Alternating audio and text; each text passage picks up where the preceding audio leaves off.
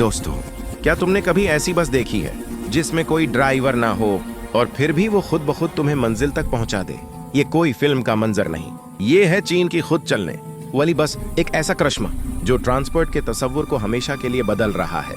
ये बस ना स्टीयरिंग के पीछे इंसान रखती है, ना ड्राइवर की आवाज सुनाई देती है, फिर भी ये सड़क पर बिल्कुल दरस्त समत में चलती है, रखती है, मरती है और सिग्नल का इंतजार भी करती है।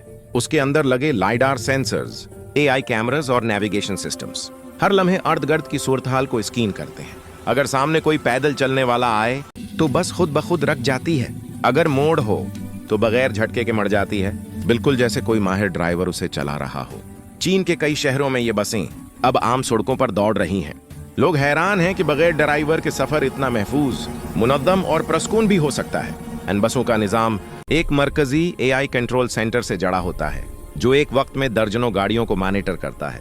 ये इजाद सिर्फ टेक्नोलॉजी नहीं, ये एतमाद का नया दौर है। एक ऐसा दौर जहां इंसान गाड़ी नहीं चलाता, बल्कि गाड़ी इंसान को चलाती है। शायद ये वो लम्हा है जब ड्राइवर का जमाना खत्म और खुदकार जिंदगी का दौर शुरू हो चुका है, जहां रफ्तार, अक्ल और एहतियात सब कुछ मशीन के स्पर्ड है।